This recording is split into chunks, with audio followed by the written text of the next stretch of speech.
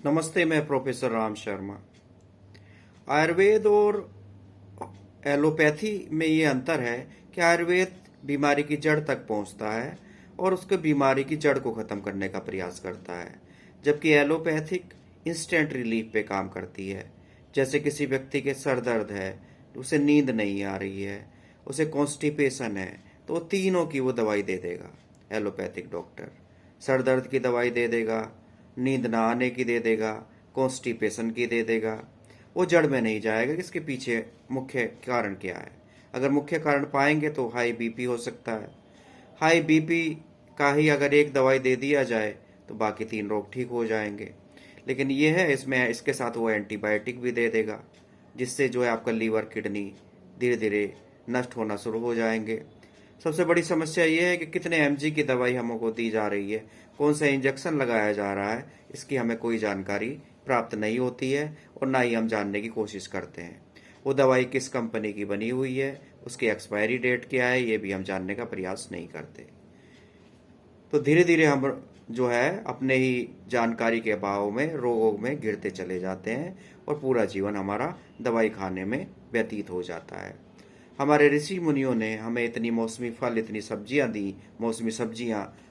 आयुर्वेद को उन्होंने जनमानस से जोड़ा, आयुर्वेद को उन्होंने किचन से जोड़ा, रसोई से जोड़ा, कि हर व्यक्ति को अलग से प्रयास ना करना पड़े, अलग से दवाई ना लेनी पड़े, कि जो भी मौसमी फल और सब्जियां आए जिससे वो स्वस्थ रहें और रोग, उनकी इम्यूनिटी इतनी स्ट्रांग हो जाए कि कोई रोग या कीटाणु प्रवेश ना कर पाए शरीर में। इसके विपरीत एलोपैथी जो है इंस्टेंट रिलीफ पे काम करती है। उसमें दवाइयों में पेन किलर और एंटीबायोटिक एलिमेंट्स रहते हैं, जिससे आपको इंस्टेंट रिलीफ मिलती है। इमरजेंसी में एलोपैथिक दवाइयाँ कारगर हैं, लेकिन अगर आप किसी रोग को जड़ से निदान चाहते हैं या जड़ से आप ठीक होना चाहते हैं तो आयुर्वेद या होम्योपैथी की तरफ आपको जाना पड़ेगा। और रसोई जो है आपका, रसोई जो आयुर्वेद है उसमें भी आपको ज्ञान रखना पड़ेगा। हमारी दादी नानी के जो नुस्खे होते थे वो रसोई पे ही आधारित होते थे और वो बहुत सारी छोटी मोटी बीमारियां दूर कर लेती थी बच्चों की, जैसे दस्त लगना, नक्सीर आना, सर दर्द, दांत का चीसना, बदन दर्द, बुखार, खांसी, ये सब किचन थेरेपी से हो जाता था। लेकिन अब छोटी छोटी चीज़ों के लिए भी हमें डॉक्टर के पास भागना पड़ रहा है। हमारे ऋषि मुनियों ने एक बहुत ही अच्छी कॉन्सेप्ट हमें दी थी।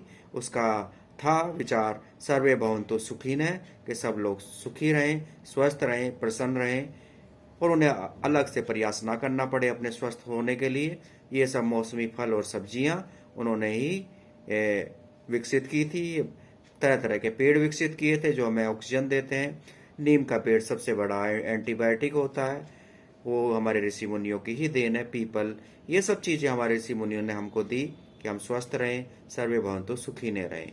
और इन चीजों से हम दूर होते चले गए हैं, इसलिए आज हम अस्वस्थ होकर घूम रहे हैं और बिना दवाइयों के हमारा कोई काम नहीं चल पा रहा है।